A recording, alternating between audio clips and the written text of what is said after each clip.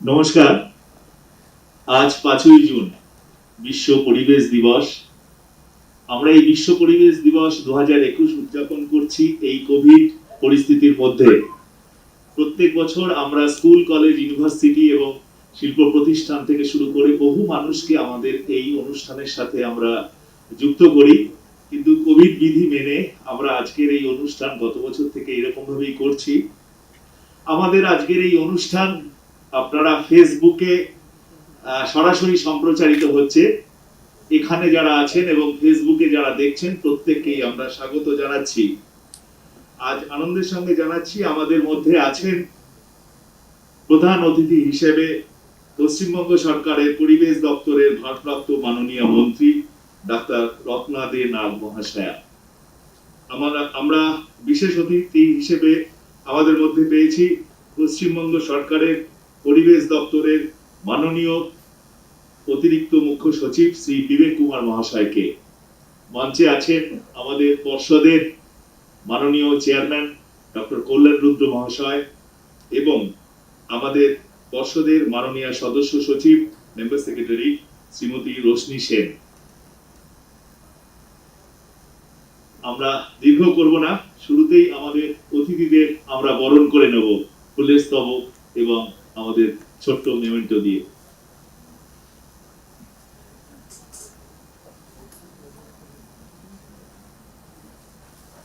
বরণ অনুষ্ঠানের মাঝখানেই বলতে থাকি যে আমাদের এই অনুষ্ঠান সরাসরি সম্প্রচারিত হচ্ছে ফেসবুকে। আমরা সারা পশ্চিমবঙ্গ জুড়ে স্কুল এবং সাংবাদিক এবং বিভিন্ন শিল্প প্রতিষ্ঠানের মানুষদের, পরিবেশ প্রেমীদের আমরা এই অনুষ্ঠান দেখার জন্য আমন্ত্রণ জানিয়েছি।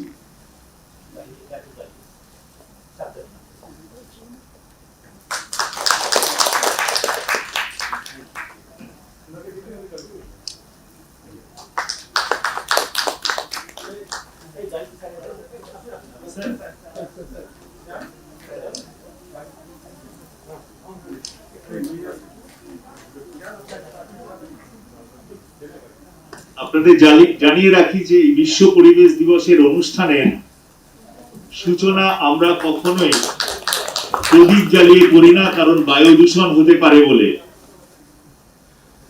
আমরা আমাদের মঞ্চের সামনে রাখা যে গাছ আছে সেইখানে জল দিয়ে আমরা আমাদের অতিথিদের অনুরোধ করব আজকের অনুষ্ঠানের শুভ সূচনা করার জন্য।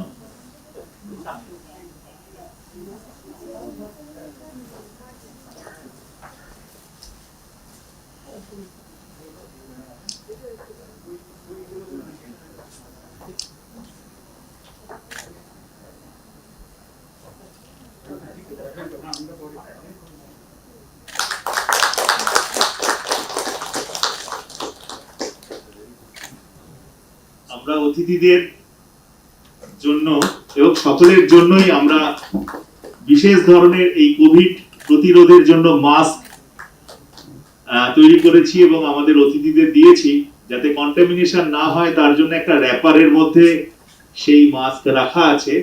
পরবর্তী সময় আমরা আমাদের সকলকে এই র‍্যাপার সহ মাস্ক দেব।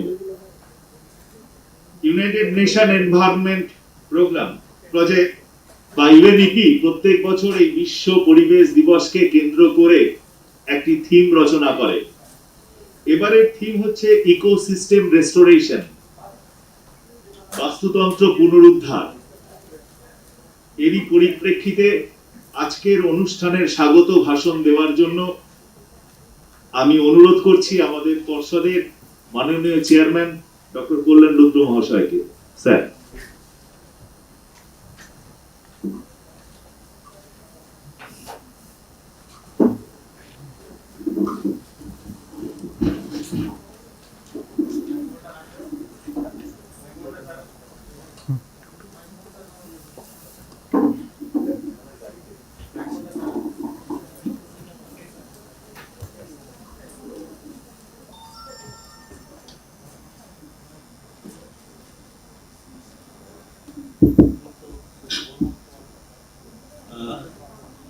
মাননীয় মন্ত্রী ডক্টর রত্না দে নাগ, আমাদের অতি প্রিয় অ্যাডিশনাল চিফ সেক্রেটারি শ্রী বিবেক কুমার আছেন,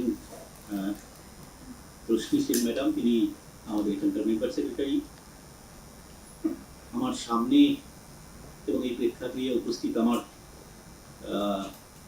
বিভিন্ন প্যারাস্টেটাল এবং আমার দূষণ নিয়ন্ত্রণ পর্ষদের সহকর্মীরা, অনলাইনে আছেন সাংবাদিক বন্ধুরা, অনেক শিক্ষক, অনেক পরিবেশপ্রেমী মানুষ এবং সর্বোপরি আমার প্রিয় ছাত্রছাত্রীরা।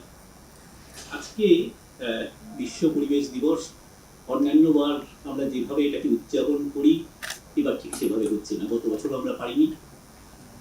এবার ফলে মূলত আমাদের অডিয়েন্স যারা, তারা অনলাইনে আছেন। আজকে আমি এখানে আমার প্রাথমিক দায়িত্ব যে বিশ্ব পরিবেশ দিবসের যে থিম, সেটা হচ্ছে ইকোসিস্টেম রেস্টোরেশন, সেটার মূল মুখবন্ধ বা সুরটাকে বেঁধে দেওয়া। আমি এখানে যা বলবো সেটা আপনাদের মতো প্রাপ্ত মানুষদের জন্য নয়। আমার টার্গেট অডিয়েন্স যে 5600 স্কুলের ছেলেমেয়েরা আজকে অনলাইনে আছে, যেসব কলেজ বিশ্ববিদ্যালয়, যেসব ছাত্রছাত্রীরা যারা অনলাইনে আছে, আমি মূলত তাদের অ্যাড্রেস করছি।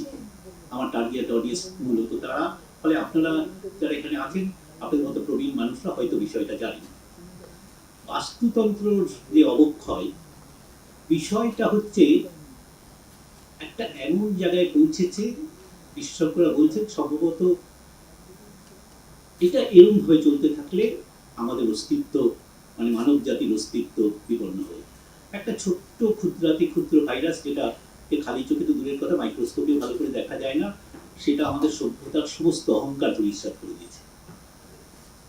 এটাকেও বিশেষজ্ঞরা বলছেন যে মানুষ পরিবেশ প্রকৃতি থেকে যেভাবে বিচ্ছিন্ন হয়েছে এবং যেভাবে সে নিপীড়ন করেছে সারা পৃথিবী জুড়ে, তার একটা ফলশ্রুতি হচ্ছে এই কোভিড প্যান্ডেমিক। বাস্তুতন্ত্রের 4টে পিলার আছে। একটা হচ্ছে ইংরেজিতে যাকে বলে আমরা লিথোস্ফিয়ার, অর্থাৎ ভূত্বক, মৃত্তিকা। তার উপরের স্তরে আছে অ্যাটমসফিয়ার, যেখানে আমাদের বাতাস আছে। তার উপরে আরেকটা স্তরের কথা আমরা বলি হাইড্রোস্ফিয়ার লেয়ার। আর সর্বোপরি বায়োডাইভার্সিটি বা ভূজীব বৈচিত্র্য। আমি শুরু করি জোহান রংস্ট্রমের একটি নিবন্ধ দিয়ে। 2009 সালে নেচার পত্রিকাটার কথা আপনারা জানেন, নেচারে এই নিবন্ধটি প্রকাশিত হয়। অনেকে মিলে করেছিলেন, রংস্ট্রম এবং তার সহযোগীরা। সেটা 9 সালে একটা খুব ছোট্ট নিবন্ধ। সেটাতে উনি শিরোনাম দিলেন the safe operating limit of the mankind, অর্থাৎ মানব জাতির এই বাস্তুতন্ত্রে কোন পর্যন্ত সে অপারেট করতে পারে বা পারে না। এইটা সারা পৃথিবী জুড়ে একটা সাড়া ফেলে দেয়। তিনি বললেন যে দেখো, তুমি যে বাস্তুতন্ত্র থেকে নানান উপাদান নিয়ে বেঁচে আছো, সেই বাস্তুতন্ত্রের 9টা প্ল্যানেটারি লিমিট আছে। 9টা প্ল্যানেটারি লিমিট উনি কি বললেন? একটা হলো, উনি বললেন যেগুলো উদ্বেগ বাড়াচ্ছিল, তার একটা হচ্ছে জলবায়ু পরিবর্তন, যেটা 50-এ শুরু হয়, অষ্টাদশ শতাব্দীর শেষের দিক থেকে, কিন্তু গত 1950-এর পর থেকে আমরা দেখছি যেটা এত দ্রুতগতিতে পরিবর্তন হচ্ছে, যেটা পৃথিবীর 8 লক্ষ বছরের ইতিহাসে কখনো হয়নি। আমি একটু সেটা বলার চেষ্টা করব। এই সেফ অপারেটিং লিমিটের মধ্যে উনি বললেন যে ট্রান্সগ্রেসিং দ্য প্ল্যানেটারি লিমিট, সেইটাকে ব্যাখ্যা করতে গিয়ে বলে দেখো, এই 9টা প্ল্যানেটারি লিমিটের মধ্যে জলবায়ু পরিবর্তন আছে, ওজোন স্তরের অবক্ষয় আছে, বাতাসে ভাসমান ধূলিকণা জলকণা আছে, সাগরের জলের অ্যাসিডিটি আছে, ক্রমবর্ধমান জলের ব্যবহার আছে, আমি বলছি ফ্রেশ ওয়াটার, রাসায়নিক দূষণের কথা বলছে, ভূমির যথেচ্ছ ব্যবহার, ভূমির রূপটাকে বদলে দেওয়ার চেষ্টা, জীব বৈচিত্র্যের অবক্ষয়, সর্বোপরি নাইট্রোজেন সাইকেলটা। উনি বললেন যে এর মধ্যে 3টে ক্ষেত্রে তোমরা প্ল্যানেটারি লিমিট ক্রস করেছ। একটা হচ্ছে উনি বললেন জীব বৈচিত্র্য। এই জীব বৈচিত্র্য হচ্ছে ভয়ঙ্করভাবে অবক্ষয় করছে। দ্বিতীয়টাকে উনি বললেন নাইট্রোজেন সাইকেল, নাইট্রোজেন সাইকেলটা ভেঙে যাচ্ছে। আর থার্ডটাকে উনি বললেন যে ক্লাইমেট চেঞ্জ। এইটা নিয়ে যখন আমরা সারা পৃথিবী জোড়া সায়েন্টিস্টরা নানান কথা আলোচনা করে, ঠিক সেই সময় দেখতে আমরা দেখলাম যে inter governmental panel on climate change, আপনারা জানেন সারা পৃথিবী থেকে কয়েকশো বিজ্ঞানী এটা নিয়ে একটা করে রিপোর্ট তৈরি করেন, যেটাকে আমরা বলি inter governmental panel on climate change. তার রিপোর্টে বলা হচ্ছে যে 1750 সাল অর্থাৎ ইংল্যান্ডের শীত বিপ্লবের পর থেকে 2019 সাল পর্যন্ত বাতাসে ভাসমান কার্বন ডাইঅক্সাইড সেটার ppm এ হিসাব করা হয়, সেটা ছিল রাফলি 280, 1750-এ প্লাস মাইনাস 10, সেটা 2019-এ 410-এ পৌঁছেছে ppm। ওরা বলছে পৃথিবীর 8 লক্ষ বছরের ইতিহাসে এত পরিমাণ কার্বন ডাইঅক্সাইড বাতাসে কখনো ছিল না, এবং সেটাকে ওরা বলছে 2017 সালে যা ছিল সেই কার্বন ডাইঅক্সাইডের মাত্রাটাকে যদি আমরা 2030 সালের মধ্যে 49% না কমাতে পারি, তাহলে ওরা বলছে সভ্যতার ধ্বংস অনিবার্য।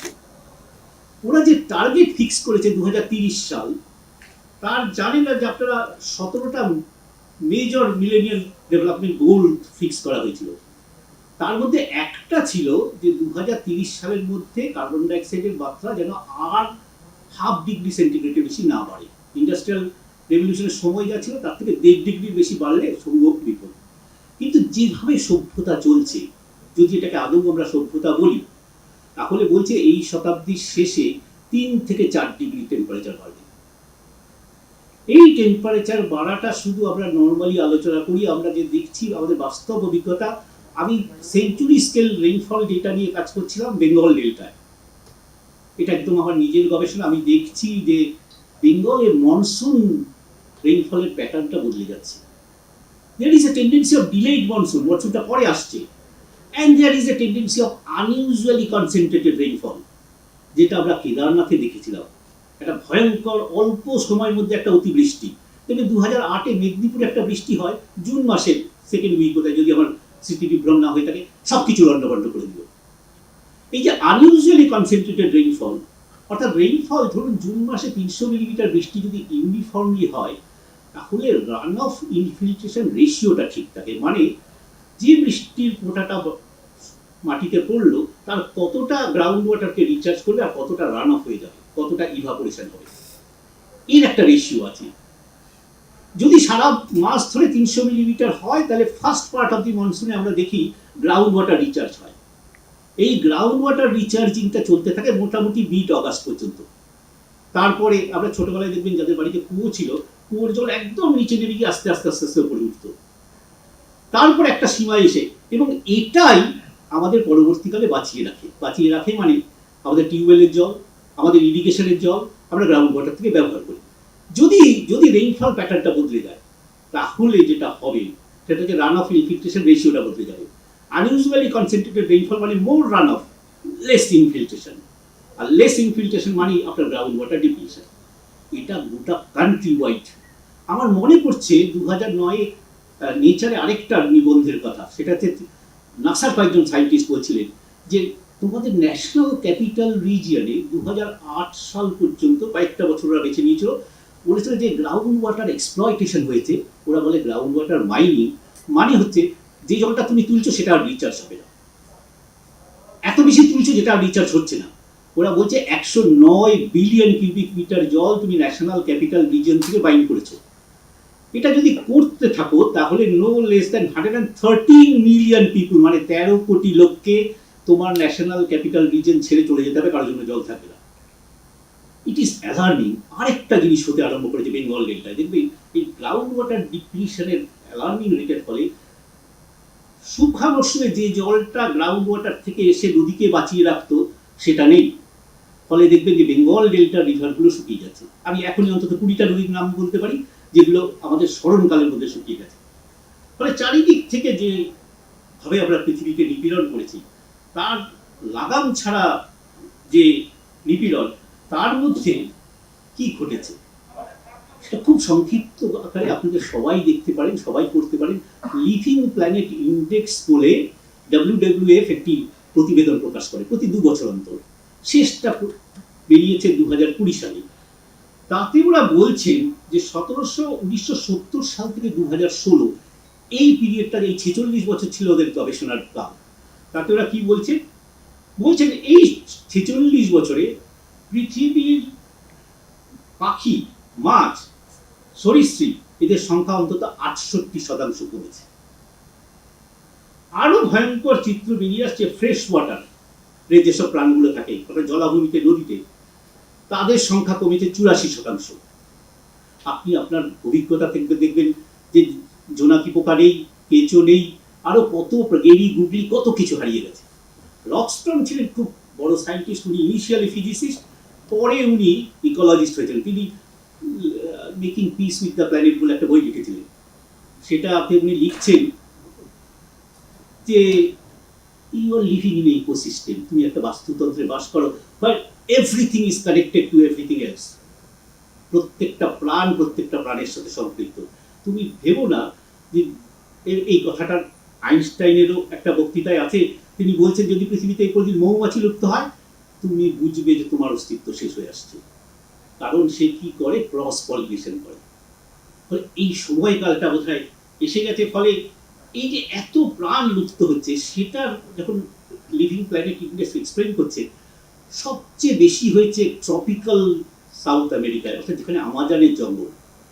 সেখানে বলছে ইকোসিস্টেম লিভিং প্ল্যানেটের যে ডিক্লাইন, সেটা কত জানেন? শুনলে চমকে যাবেন, সেটা হচ্ছে 94%। এটা 40-46 বছরে হচ্ছে। তারপরে যে অন্যান্য যে জায়গাগুলো, আফ্রিকায় হয়েছে 65%, অস্ট্রেলিয়াতে হয়েছে 45%, উত্তর আমেরিকা হয়েছে 33%, ইউরোপ এবং এশিয়ার নর্দার্ন সাইডটায় হয়েছে 24%। বিজ্ঞানীরা ভাবছেন যে আগামী কয়েক দশকের মধ্যে পৃথিবী থেকে অন্তত 10 লক্ষ প্রাণী এবং উদ্ভিদ বিলুপ্ত হবে, যেটা ইতিমধ্যেই হতে আরম্ভ করেছে। আমাদের যে ভূজীব বৈচিত্র্যে তার আতুর ঘর হচ্ছে মাটি। আমরা যত পরিমাণ পেস্টিসাইডস এবং ফার্টিলাইজার দিয়েছি, তাতে খাদ্য উৎপাদন বেড়েছে।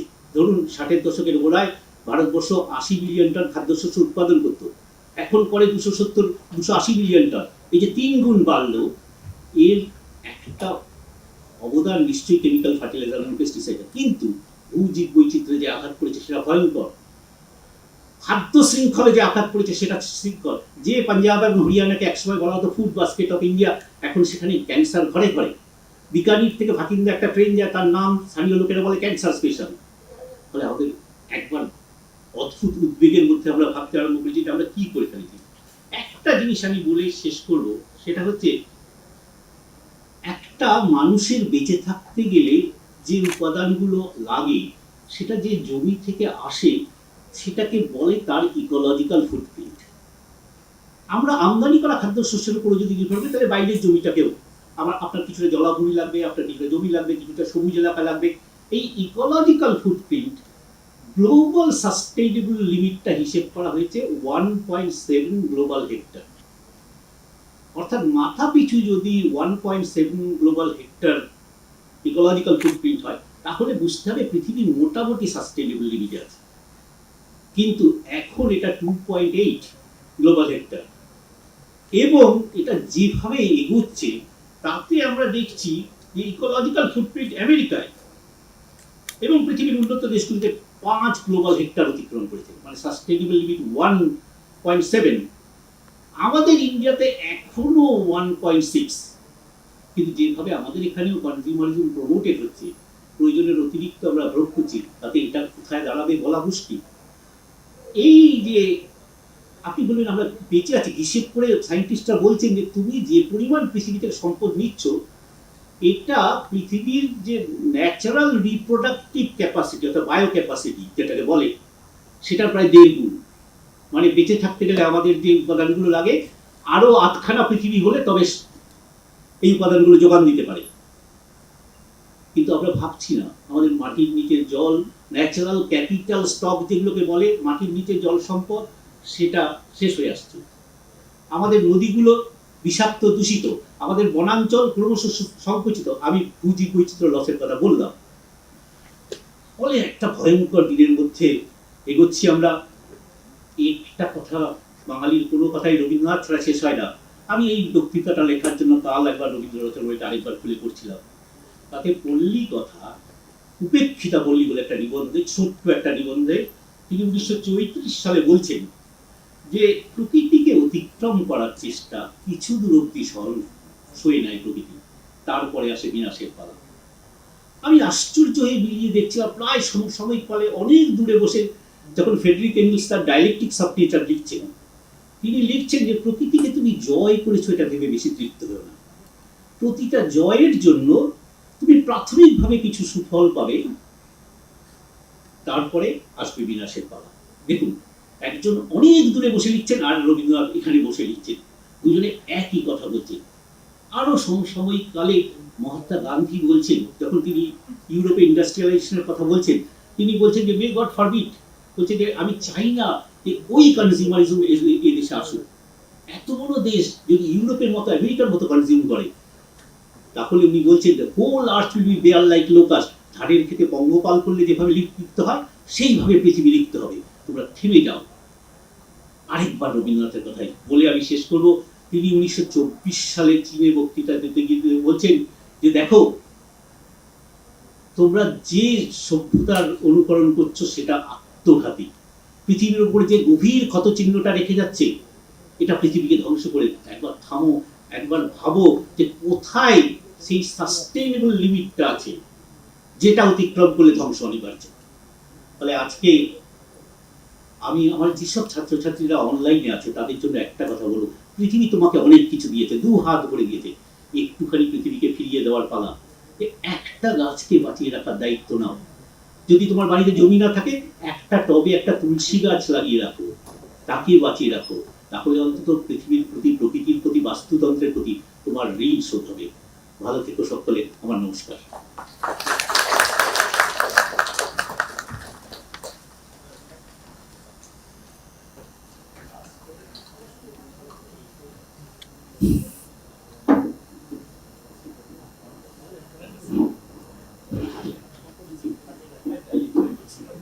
ধন্যবাদ স্যার। এবার বক্তব্য রাখার জন্য অনুরোধ করছি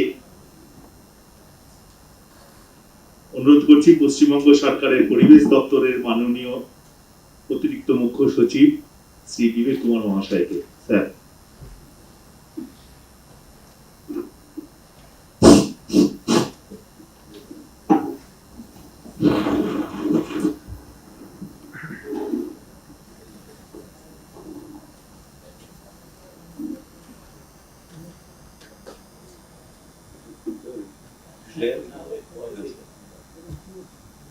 माननीय मंत्री डॉक्टर रत्ना दे नाग, माननीय chairman pollution control board doctor Kalyan Rudra, Shrimati Roshni Sen, member secretary of the pollution control board, officers of the environment department and the pollution control board, nature lovers, people who think for the environment, and I believe there are a large number of students today who are attending this virtual meeting.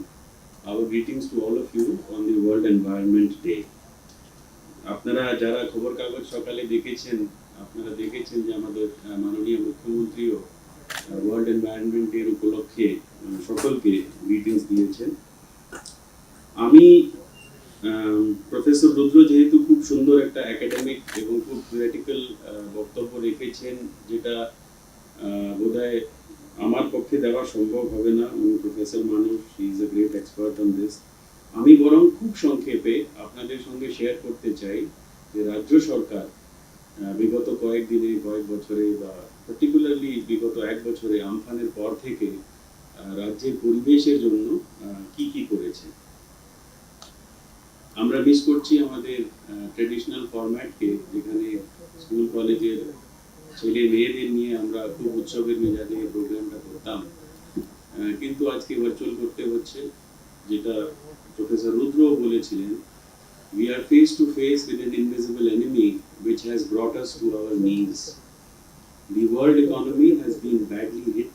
The international global economy has shrunk, as have the gross domestic products of several, in fact all countries in the world. Keno? Because there is an invisible enemy which we cannot even see, but it just is a stark reminder of how difficult things can be if nature gets out of hand. প্রাকৃতিক সামঞ্জস্য, প্রাকৃতিক balance, ecological balance ইত্যাদিকে যদি আমরা challenge করতে থাকি, তাহলে কি ধরনের বিপদে আমরা সম্মুখীন হতে পারি, এই করোনা বিপদ কিন্তু আমাদেরকে বুঝিয়ে দিয়েছে। বাড়িতে বাড়িতে, গলিতে গলিতে, মহল্লায় মহল্লায়, পাড়ায় পাড়ায় এখন অক্সিজেন সিলিন্ডারের ডিমান্ড।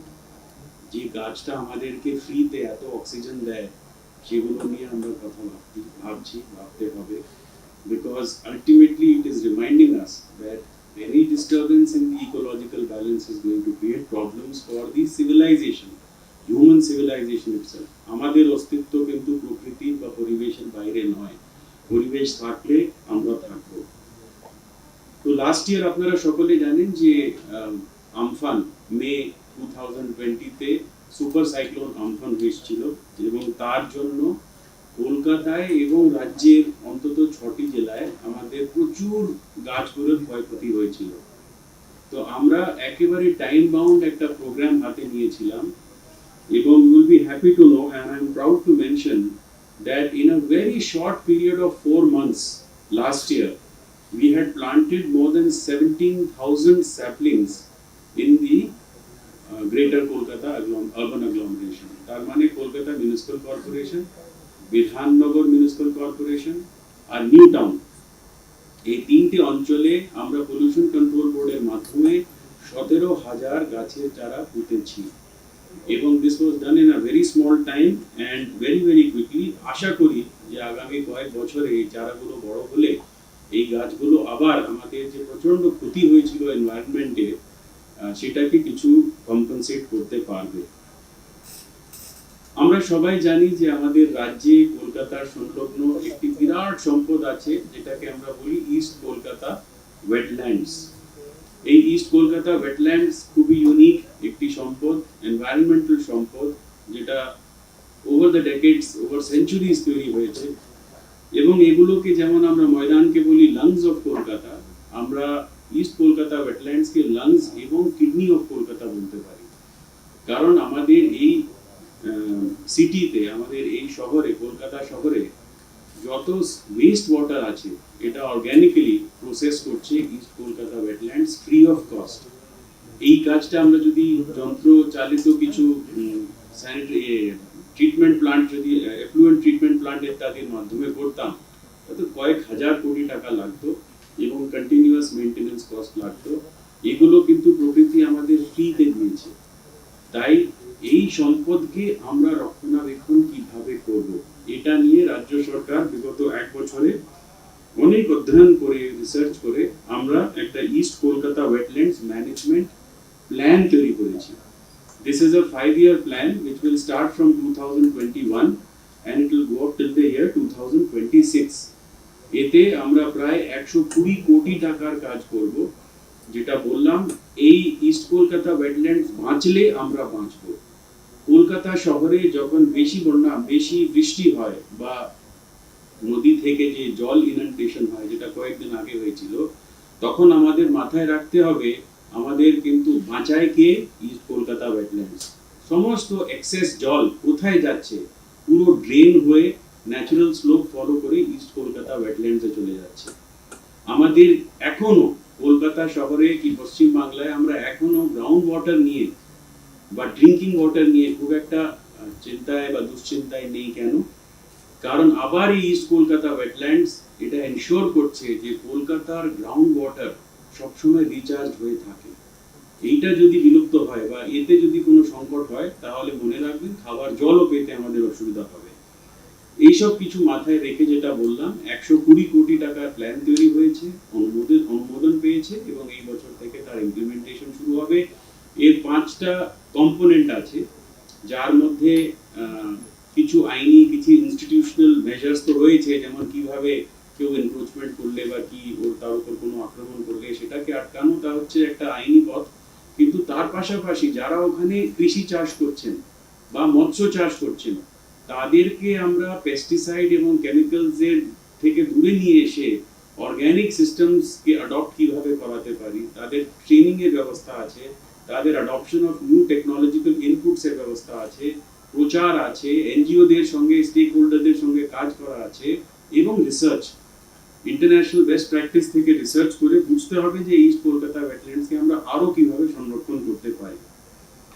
আরেকটা বড় কাজ আমরা লাস্ট ইয়ার করেছি, আপনারা জানেন যে আমফান এর যে ঝড় হয়েছিল তাতে উইন্ড স্পিড এত হাই ছিল যে আমাদের কোস্ট লাইন পর্যন্ত তার যে অ্যালাইনমেন্ট, কোস্ট লাইনের যে অ্যালাইনমেন্ট হয় সেটা চেঞ্জ হয়ে গিয়েছিল।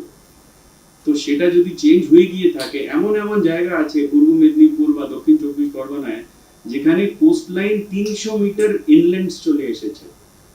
তো এই জিনিসগুলো স্টাডি করে আমরা যেটা করেছি, আমরা নতুন কোস্টাল ম্যানেজমেন্ট প্ল্যান শঙ্করপুর দীঘার জন্য, যেটা এখন আবার ইয়াসে খুব ক্ষতিগ্রস্ত হয়েছে, এবং সাগরের জন্য দুটো model plan, coastal management plan আমরা তৈরি করেছি। তার ভেতরে সমস্ত প্ল্যানিং প্যারামিটারস, ইন্ডেক্স, ফরম্যাট ইত্যাদি সব রয়েছে।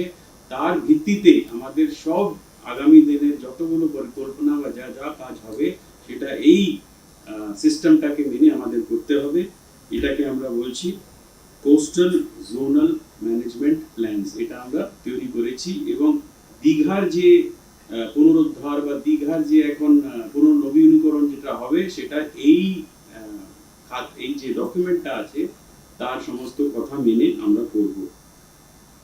কিছুদিন আগে আপনারা জানেন 22 May was the international day for biodiversity, এবং আমরা 22 থেকে 26 মে আকাশবাণী FM রেডিওর মাধ্যমে হাজার হাজার স্টুডেন্টস, ছাত্র ছাত্রী, তারপর আমাদের নেচার ক্লাবস ইত্যাদির কাছে পৌঁছতে পেরেছি।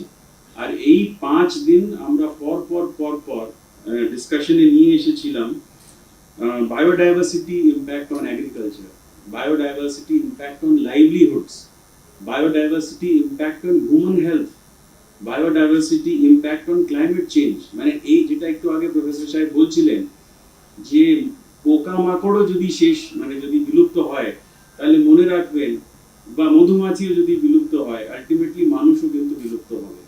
Everything is interdependent, interlinked in a web of life. এই জীবনের যে জাল আছে এটা কিন্তু পুরোপুরি ইন্টারডিপেন্ডেন্ট, এবং এটাকে ভালো করে আমরা যদি নতুন প্রজন্মের কাছে বারবার করে না বলি তাহলে ডিফিকাল্টি আছে। আর আমি মনে করি যে সমাজের যে কোনো বড় কাজ করতে গেলে যুবশক্তি, and particularly the young generation has to be with আস।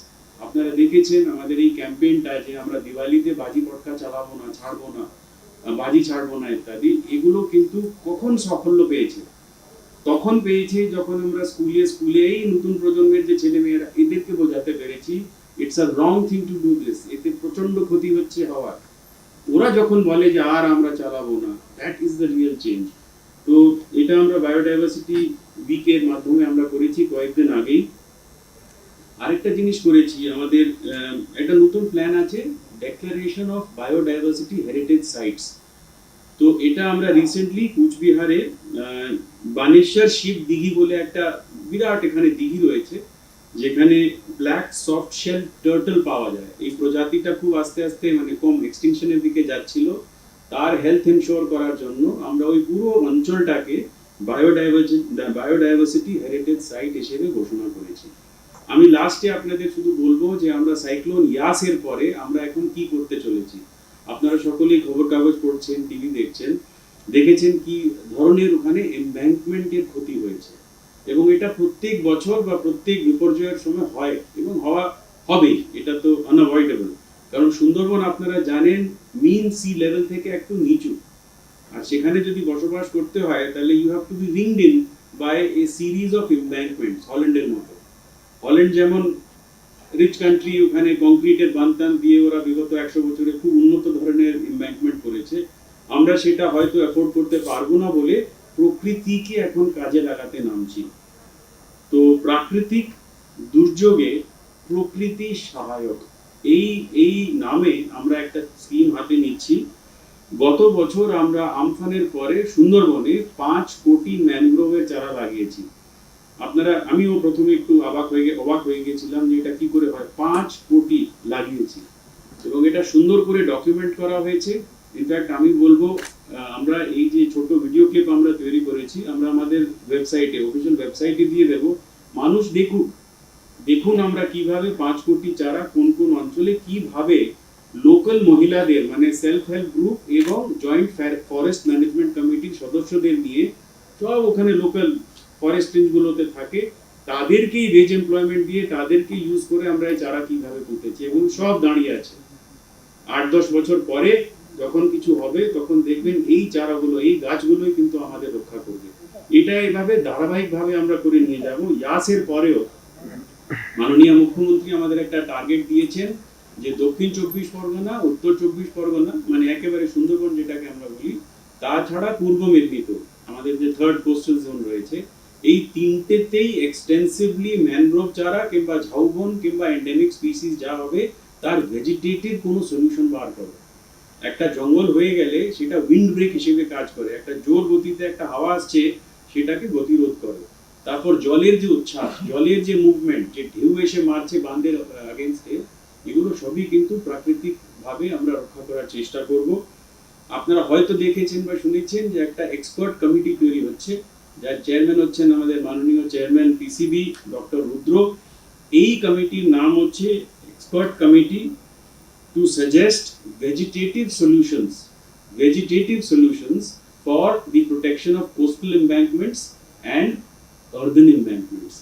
তো এই কমিটি আমাদের অধ্যয়ন করে রিসার্চ করে বলবেন যে আমাদের রাজ্যে এই যে মাটির বাঁধগুলো রয়েছে, যেটা আবার প্রত্যেক বছর মানে ভাঙন হয়, ইরোশন হয় ইত্যাদি, আর কোস্টাল বেল্ট যেখানে ক্লাইমেট চেঞ্জের জন্য বেশি করে এখন ন্যাচারাল ডিজাস্টার হচ্ছে, এই প্রকৃতিকে কাজে লাগিয়ে আমরা কিভাবে রক্ষা করতে পারি।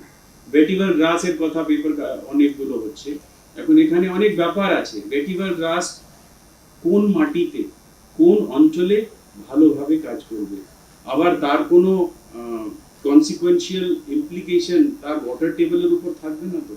আবার কৃষি জমি পাশে থাকলে সে ইনভেসিভ স্পিসিস বলে আমরা বাইরে থেকে নিয়ে এসে লাগানো ইনভেসিভ স্পিসিস, মানে সেভাবে তারপর কৃষি জমিতে ঢুকে কৃষিকে নষ্ট করে দেবে না তো। অনেক প্রশ্ন আছে, সেই জন্য এক্সপার্টসকে বলা হয়েছে তাড়াতাড়ি করে আমাদেরকে সাজেস্ট করুন যে পশ্চিমবাংলার কোন অঞ্চলে কোন ধরনের গাছ, কোন ধরনের ঘাস, কোন ধরনের কি ভেজিটেটিভ সলিউশন করলে তাহলে আমরা এই এমব্যাঙ্কমেন্টগুলোকে আর কোস্টাল বেল্টগুলোকে রক্ষা করতে পারি। তো আমি আমার ছোট্ট বক্তব্য এখানেই শেষ করব। আমি আবার আপনাদের সকলকে বলছি, এখানে অনেকেই আমাদের ডিপার্টমেন্ট তো রয়েছে, পলিউশন কন্ট্রোল বোর্ডের অফিসাররাও রয়েছেন, আপনাদের সকলকে বলবো যে you are doing something that impacts the life of every one of us, তাই না? একটা কোনো ডিপার্টমেন্টে ধরুন একটা হেলথ ডিপার্টমেন্ট হসপিটাল দেখে, কিংবা মাইনরিটিস ডিপার্টমেন্ট মাইনরিটিকে দেখবে, কিংবা স্পোর্টস ডিপার্টমেন্ট স্পোর্টসকে দেখবে। আমরা এনভায়রনমেন্টে বা পলিউশন কন্ট্রোলে এমন কিছু দেখি যেটা উইলি-নিলি এভরিওয়ান উইল বি ইম্প্যাক্টেড। নিঃশ্বাস তো সবাইকে নিতে হয়, the oxygen that we breathe has to be good. So আমি আপনাদের সকলকে কংগ্রাচুলেট করছি for all the good work that you have done in spite of 2 years of COVID, গত বছর এবং এই বছর। Continue this good work, এবং আমি সকলকে আবার ওয়ার্ল্ড এনভায়রনমেন্ট ডে শুভেচ্ছা, এবং আমাদের ডিপার্টমেন্ট এবং পিসিবির তরফ থেকে সবাইকে ভালোবাসা, আমাদের প্রীতি, শুভেচ্ছা জানাচ্ছি। Thank you.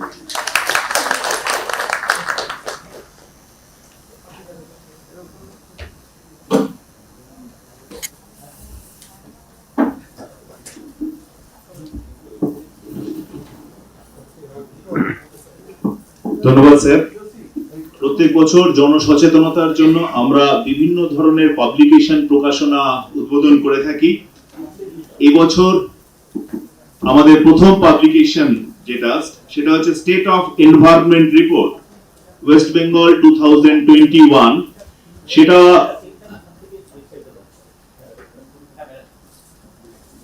সেটা উদ্বোধন করার জন্য অনুরোধ করছি। State of environment report West Bengal 2021 আপনারা স্ক্রিনে দেখতে পাচ্ছেন এর দুটো খণ্ডের কভার পেজ।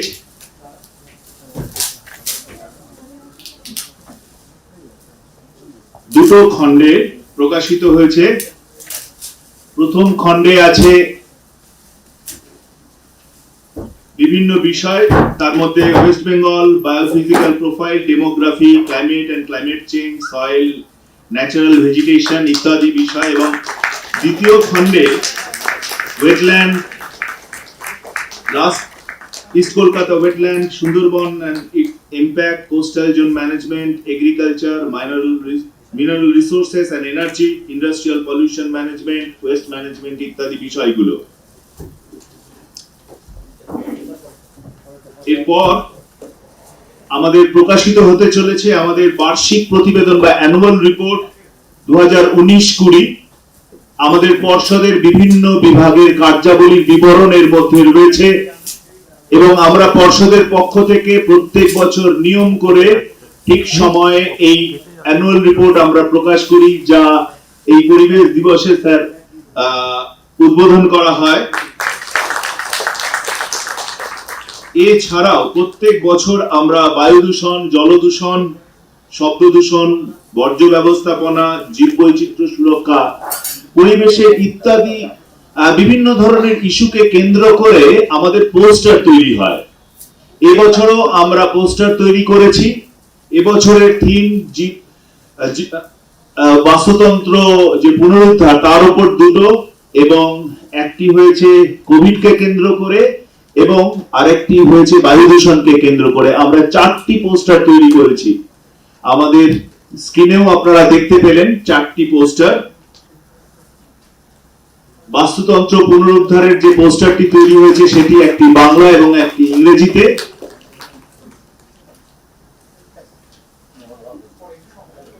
হ্যাঁ, রিলিজ।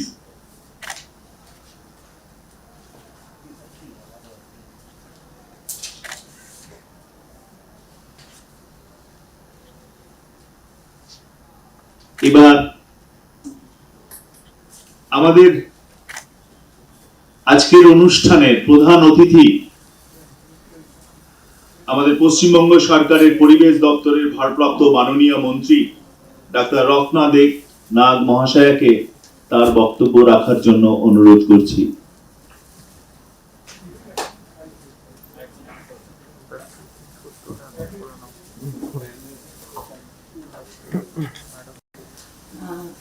এখানে উপস্থিত আছেন শ্রীমতী রোশনি সেন, নির্মা secretary, additional secretary mister Bibek Kumar, আর প্রফেসর কল্যাণ দত্ত, আর আপনারা সকলে যারা এই ডিপার্টমেন্টের সঙ্গে যুক্ত এবং আপনাদের এই বিষয়ে অনেক অনেক জ্ঞান আছে এবং যারা অনলাইনে আছেন, সকলকে আমার শুভেচ্ছা জানাই। আজকে বিশ্ব পরিবেশ দিবস। আজকের দিনটা অত্যন্ত গুরুত্বপূর্ণ দিন। এরকম একটা দিনে আপনাদের সঙ্গে উপস্থিত থাকতে পেরে আমি অত্যন্ত আনন্দিত, কিন্তু আনন্দের সঙ্গে সঙ্গে আমি অত্যন্ত উদ্বিগ্ন। কারণ এই মুহূর্তে 1 বছরের অধিক সময় ধরে কোভিড-19 অতিমারী মহামারী আমাদের দেশকে আচ্ছন্ন করে ফেলেছে। বিগত কয়েক বছরে কিন্তু আমরা এরকম ভয়ঙ্কর কিছুর সম্মুখীন হইনি।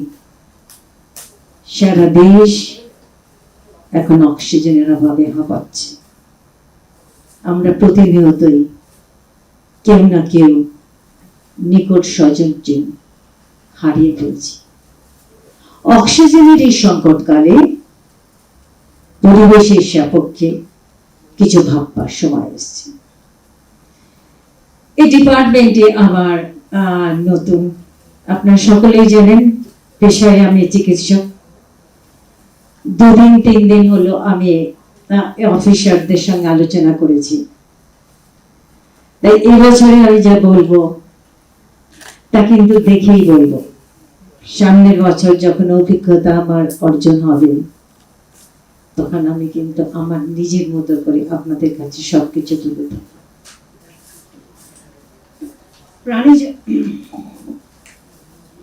জাতিসংঘের পরিবেশ বিষয়ক কর্মসূচিতে প্রকাশ পেয়েছে কোভিড-19 চোখে আঙুল দিয়ে দেখিয়ে দিয়েছে আমরা জীব বৈচিত্র্য ধ্বংস করেছি।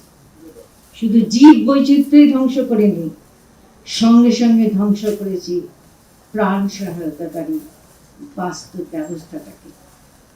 এই বসুন্ধরা প্রাণী জগতের বসবাসের জন্য, অথচ মানুষ তার একতন্ত্র প্রতিষ্ঠা করতে গিয়ে বাস্তুতন্ত্রকে বিপন্ন করে ফেলেছে। অতিমাত্রায় বনাঞ্চল ধ্বংসন, প্লাস্টিকের ব্যবহার, রাসায়নিক চাষবাসের মতো কাজ শুধু জলবায়ুর পরিবর্তন ঘটিয়েছে তাই নয়, নষ্ট করেছে প্রাকৃতিক ভারসাম্য। প্রাকৃতিক প্রতিরোধী ক্ষমতা নষ্ট করে ফেলেছি আমরা। আর সেই জন্যেই করোনা ভাইরাসের মতো ভাইরাসের বংশবৃদ্ধির একটা অনুকূল পরিবেশ তৈরি হয়েছে। কলকারখানার ধোঁয়া, বর্জ্য নিষ্কাশন, বেশি মাত্রায় প্লাস্টিকের ব্যবহার বিশ্ব উষ্ণায়নের মতো ঘটনা ঘটিয়েছে। আপনারা জানেন, দূষণ নিয়ন্ত্রণে এবং জৈব বৈচিত্র্য রক্ষায় পশ্চিমবঙ্গ সরকারের পরিবেশ দপ্তর অত্যন্ত কঠোর চ্যালেঞ্জ হিসেবে গ্রহণ করেছে।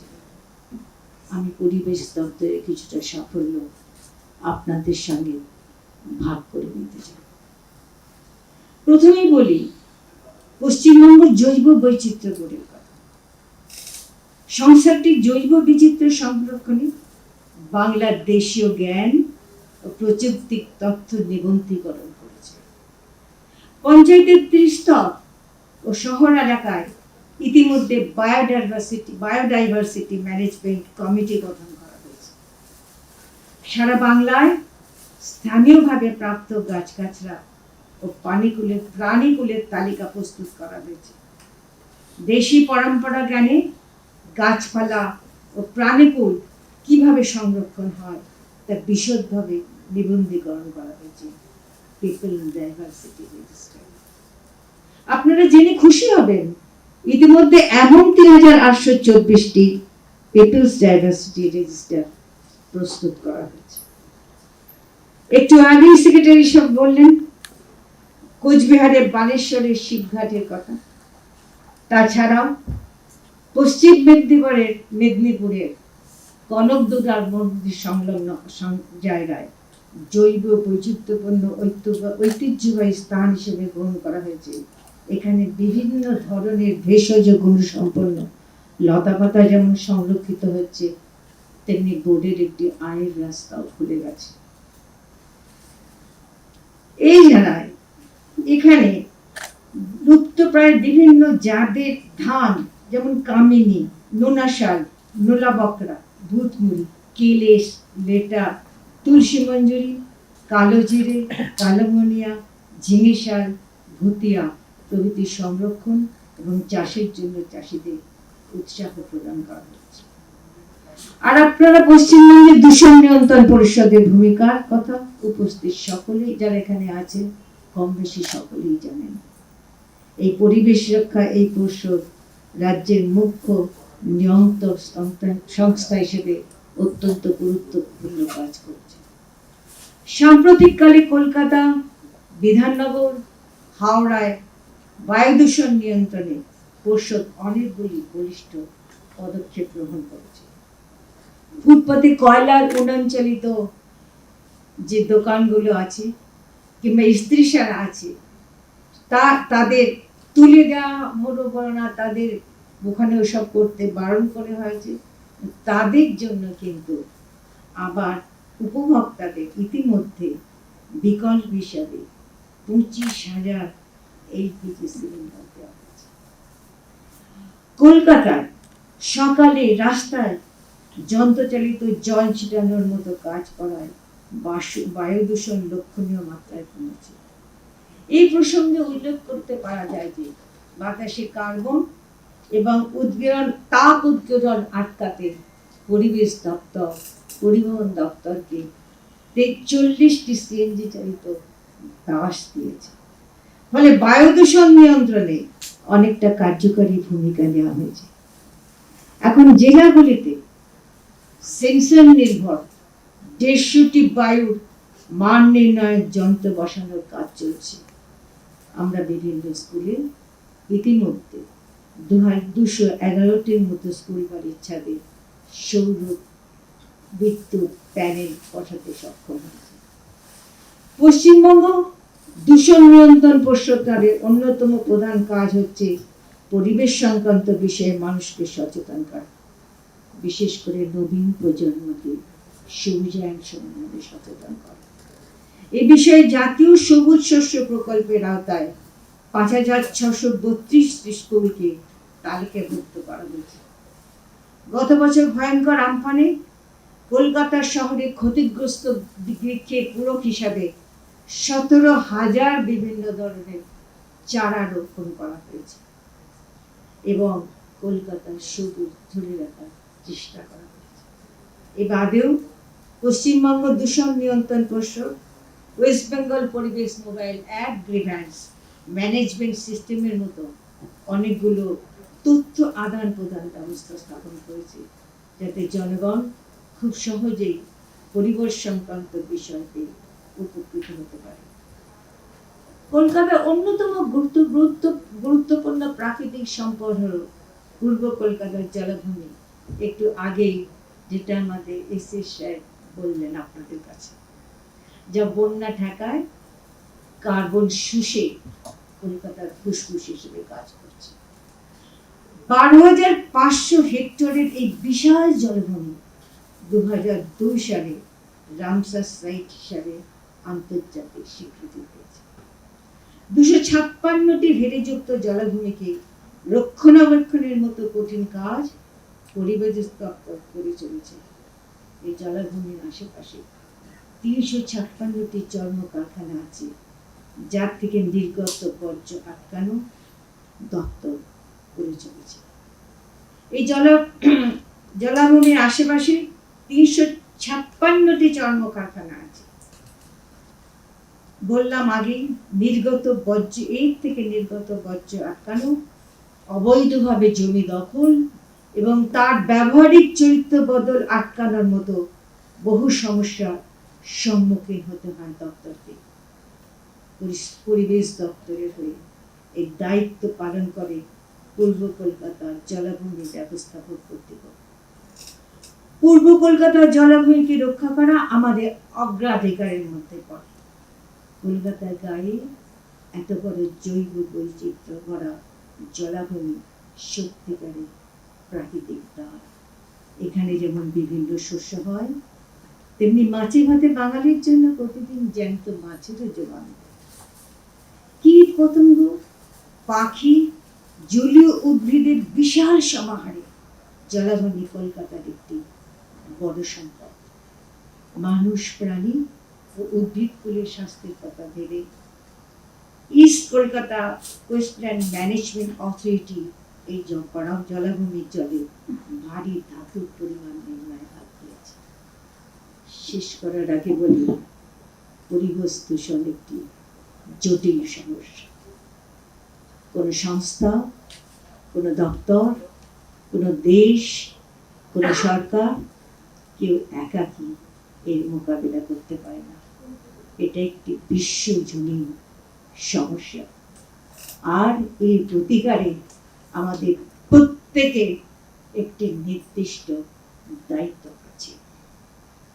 বর্তমানে দূষণ সমস্যা এবং ভবিষ্যতে সম্ভাব্য দূষণ বিষয়ক নিরোধক পরিকল্পনা করতে পারে পরিবেশ দপ্তর, কিন্তু সেটা তখনই সফল হবে যখন সকলে একসঙ্গে সেটাকে সহযোগিতা করবে। প্রকৃতি যেহেতু আমাদের অক্সিজেনের ভান্ডার, জলবায়ু দরকার, তাই তার উৎস বনাঞ্চল, জলাভূমি, নদী নালা, মাটি রক্ষা করা আমাদের অন্যতম প্রধান কর্তব্য হওয়া উচিত। তখনই এই বসুন্ধরা সকল প্রাণীর যথাযোগ্য বাসভূমি হয়ে উঠবে। নমস্কার, সকলে ভালো থাকুন, সুস্থ থাকুন।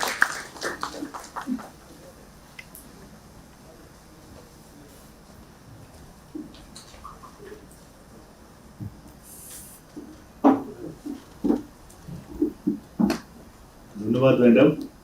এবার পশ্চিমবঙ্গ দূষণ নিয়ন্ত্রণ পর্ষদের পক্ষ থেকে 3টি বিশেষ পুরস্কার ঘোষণা করা হবে। এই ঘোষণার জন্য আমি অনুরোধ করছি পর্ষদের মাননীয় চেয়ারম্যান ডক্টর কল্যাণ রুদ্র মহাশয়কে। স্যার।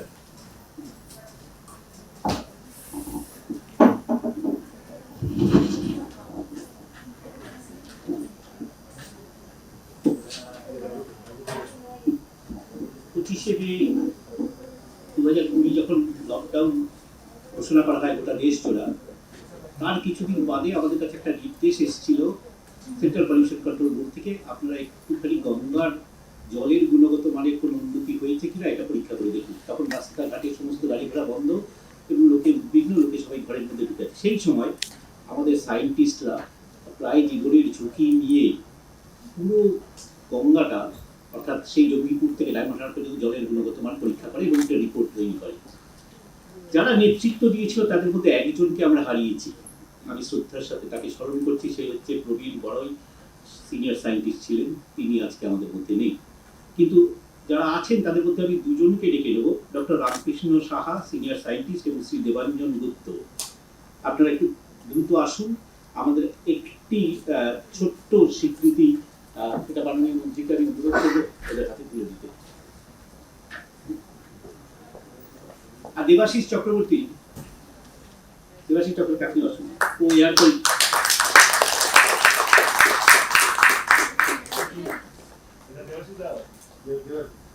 ঠিক আছে, চলো আরেকটা ম্যাডাম।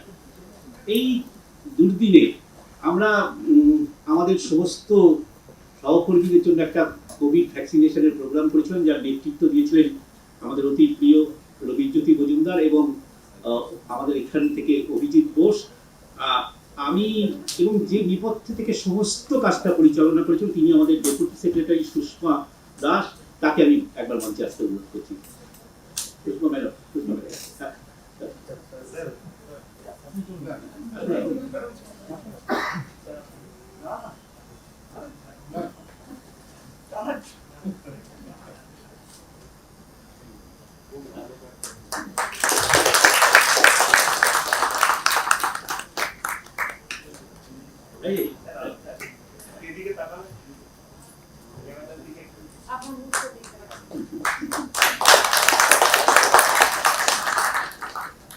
এরা সবাই পেছনে থেকে অসাধারণ নেতৃত্ব দিয়েছিলেন, আমি আরেকবার তাদেরকে ধন্যবাদ জানাচ্ছি।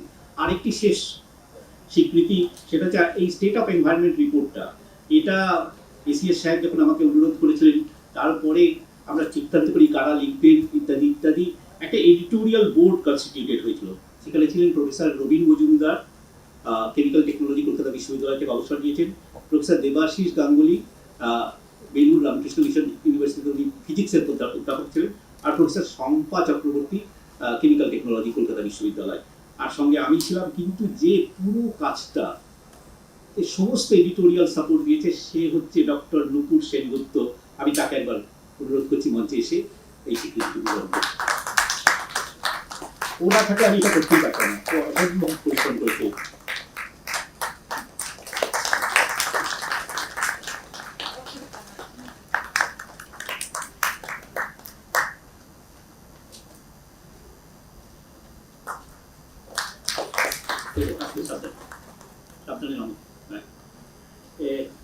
আজকে আমরা অনুষ্ঠান একেবারে শেষ পর্বে এসেছি। শেষ পর্বে ম্যাডাম খুব তাড়া আছে, ওনার আরেকটা মিটিংয়ে যেতে হবে। আমি অনুরোধ করবো রশ্মি সেন মহাশয় মেম্বার সেক্রেটারিকে ভোট অফ থ্যাঙ্কস প্রপোজ করতে।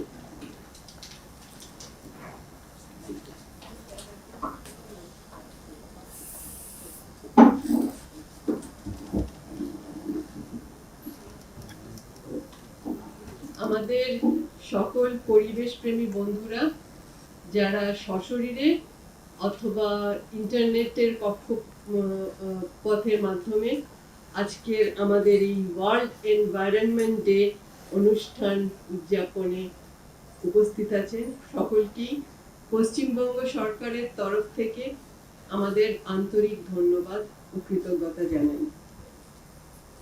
আজকের এই ছোট্ট অনুষ্ঠানে মাননীয় মন্ত্রী ডক্টর রত্না নাগ মহাশয়া তার সুচারু বক্তব্যের মাধ্যমে, অতিরিক্ত মুখ্য সচিব শ্রী বিবেক কুমার তার স্বভাবসিদ্ধ বুদ্ধিমত্তা এবং পরিশীলিত বাচনভঙ্গির মাধ্যমে, এবং ডক্টর কল্যাণ রুদ্র তার বিদগ্ধ উপস্থাপনার মাধ্যমে আমাদের অভিভূত করেছেন। আমাদের আন্তরিক ধন্যবাদ তাদের সকলের প্রতি। পরিবেশ দপ্তর এবং তার অন্যান্য যা সংস্থা আছে, তাদের কর্মীবর্গ, তাদের কর্মকর্তা সকলে মিলে অক্লান্ত পরিশ্রম করে চলছে পরিবেশ সংরক্ষণের জন্য।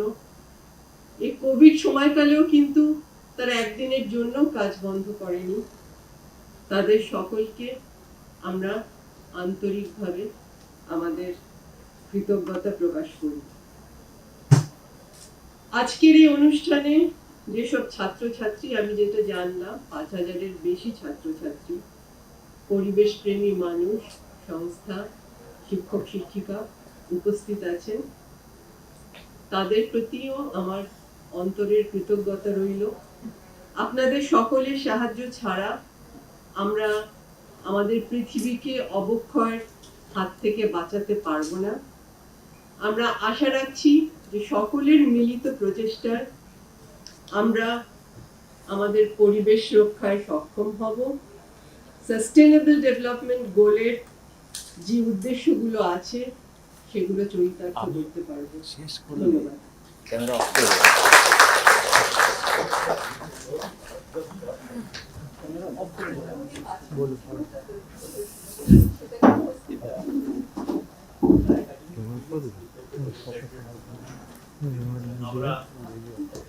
আমরা আজ আমাদের এই বিশ্ব পরিবেশ দিবস উদযাপন অনুষ্ঠান এখানেই শেষ করছি।